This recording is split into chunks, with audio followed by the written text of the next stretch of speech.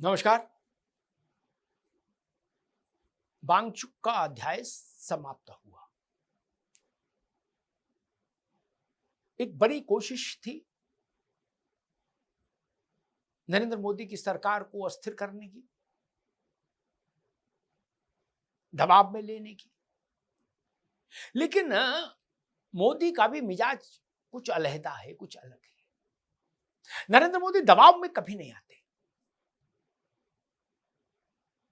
उन्होंने बस एक ही बार अपना निर्णय बदला, किसानों के मसले पर, क्योंकि वो विषय भारत के किसानों से, खेती से, गांव से जुड़ा था और उसको उन्होंने बड़े मन से बदला और उसकी घोषणा खुद राष्ट्र को संबोधित करते हुए की कि मैं ये तीनों कृषि विधेयक वापस लेता हूं। अन्यथा फिर नरेंद्र मोदी की सरकार 2014 से आज तक का रिकॉर्ड देख लीजिए, दबाव में कभी इस सरकार में इस्तीफे नहीं लिए गए। मोदी के पहले कार्यकाल का विषय था, कोई अवसर था, विपक्ष किसी मंत्री के इस्तीफे की मांग कर रहा था। उस समय राजनाथ सिंह गृह मंत्री थे। राजनाथ सिंह लोकसभा में खड़े हुए सदन में और उन्होंने कहा कि इस सरकार में दबाव में इस्तीफा नहीं होगा। ये यूपीए की सरकार नहीं है, ये नरेंद्र मोदी की सरकार है। इस बात को समझ लीजिए, गांठ बांध लीजिए। राजनाथ सिंह ने उस वक्त जो बात कही थी, वो बात मोटे तौर पर मोदी सरकार की अब तक की यात्रा में कायम रही है। ये एक तरह का अलिखित नियम है। प्रेशर ग्रुप्स मंत्रियों के इस्तीफे नहीं ले सकते। पॉलिटिकली डिजाइन्ड आंदोलन मंत्रियों के इस्तीफे नहीं ले सकते। हाँ, मंत्री हटाए गए। गलती की तो वो विदा भी हुए मंत्री। नरेंद्र मोदी ने उनको अपनी कसौटी पर कसा। वो ठीक काम करते नहीं पाएंगे तो बहुत सारे मंत्री विदा हुए हैं, कुछ नए आए हैं और ये क्रम चल रहा है, आगे भी चलेगा। अभी फिर फेरबदल होना है मंत्रिमंडल में, लेकिन जंतर मंतर के जरिए सरकार नियंत्रित नहीं होगी। क्योंकि अगर ऐसा होने लगा तब तो फिर जो पावर कॉरिडोर की लॉबियां होती है ना, वेस्टेड इंटरेस्ट वाली, वो कहेंगे भाई एक काम करो, फला मंत्री तुम्हें सूट नहीं कर रहा है। बोले ना, इस्तीफा चाहिए। बोले हाँ। बोले वांगचुक को बुला लाओ, जंतर मंतर बुक कराओ और 15 दिन वांगचुक धरने पर बैठेंगे, वो काम हो जाएगा, मंत्री चला जाएगा।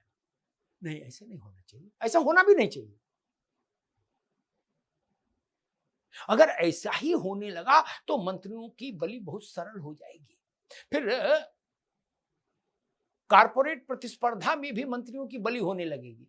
एक अन्ना एक वांगचुक खोजो, और खोजो क्या, किसी को भी वांगचुक बना दीजिए, जिसको धरने पर बैठा देंगे, थोड़ा प्रचार हो जाएगा, वही वांगचुक जैसा हो जाएगा। उसमें वांगचुक के लिए क्या है? या ऐसे ही धोती कुर्ता टोपी वाला आदमी बुजुर्ग ढूंढ लाइए, वो अन्ना बना दीजिए उसको। अन्ना जब आए थे तो अन्ना को भी कौन जानता था? अन्ना भी धरने पर अन्ना हुए और वांगचुक भी। तो नरेंद्र मोदी के काम करने का ये तरीका है। मैं ये नहीं कहता कि धर्मेंद्र प्रधान हटने चाहिए कि नहीं हटने चाहिए। अगर धर्मेंद्र प्रधान अपने पद के साथ न्याय नहीं कर पा रहे हैं तो उनको हटना चाहिए, स्वेच्छा से इस्तीफा दे देना चाहिए। और नहीं तो फिर प्रधानमंत्री को अपने अधिकार का इस्तेमाल करना चाहिए। लेकिन 10, 20, 50 लोग किसी एक आदमी को अनशन पर बैठाल दें और फिर उसके ऊपर हार फूल माला डाल दें और जिंदाबाद मुर्दाबाद करने लगे, उससे सरकारें नहीं बदलनी चाहिए, मंत्री नहीं हटने चाहिए। अन्यथा सरकार चलाना मुश्किल हो जाएगा। कोई प्रधानमंत्री हो, सरकार नहीं चला पाएगा।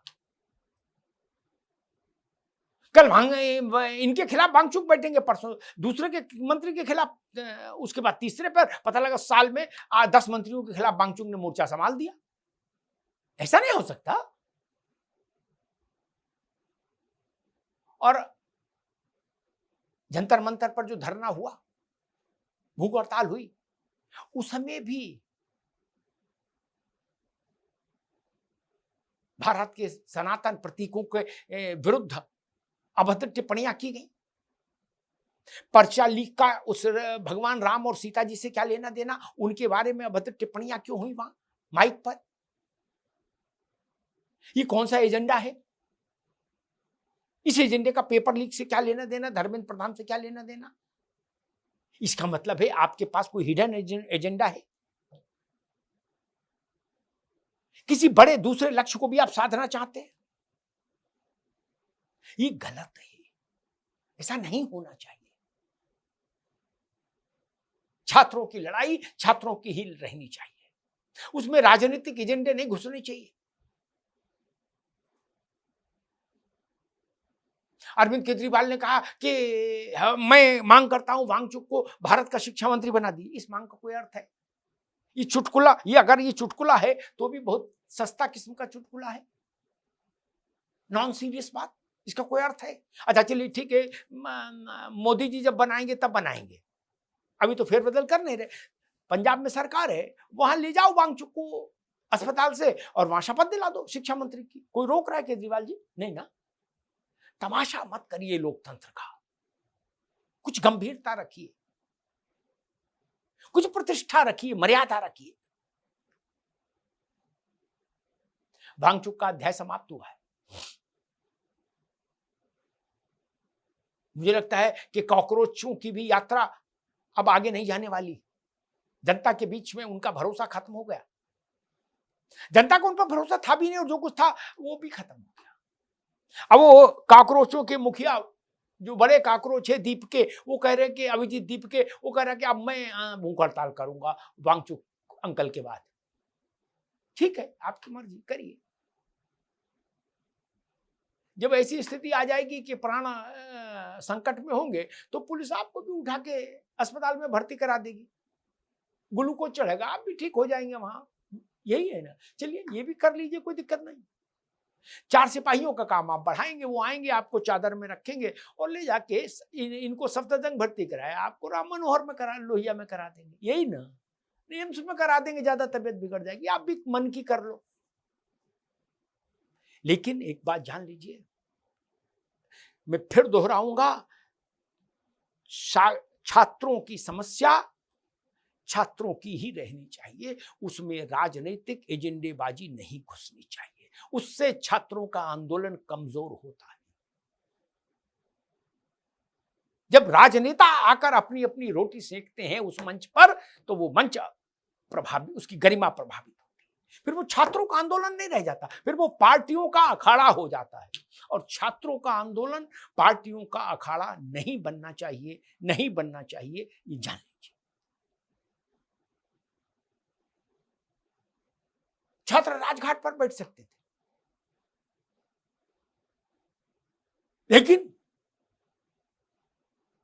वहां सारे विपक्षी दलों का जमावड़ा लगे आपके अनशन में, और ऐसा लगे कि जैसे विपक्षियों का ये एक्सटेंडेड मंच है, ये विपक्षियों का ही एक्सटेंशन है, और फिर आप उम्मीद करें कि कोई सरकार आपके दबाव में आ जाए, नहीं आएगी। मैंने सुबह जैसा कहा था, एक दूसरा अन्ना और दूसरा केजरीवाल पैदा करने की कोशिश की गई कुछ क्वार्टर्स से, वो कोशिश असफल हो गई। ना अन्ना पै जन्मे, ना केजरीवाल जन्मे इस आंदोलन से। एक ही बार कोई चीज घटती है, फिर लोग सतर्क हो जाते हैं। वो पहला अवसर था तो अन्ना जन्मे और केजरीवाल जी जन्मे उस मंच से, लेकिन फिर सब सतर्क हो गए और सब जान गए कि अन्ना और केजरीवाल दोबारा नहीं जन्मने चाहिए। तो इस बार वांगचुक के जरिए अन्ना को और अभिजीत दीपके के जरिए केजरीवाल को पुनर्जन्म देने की जो कोशिश हुई, वो कोशिश व्यर्थ हो गई, उस पर पानी पड़ गया। धन्यवाद।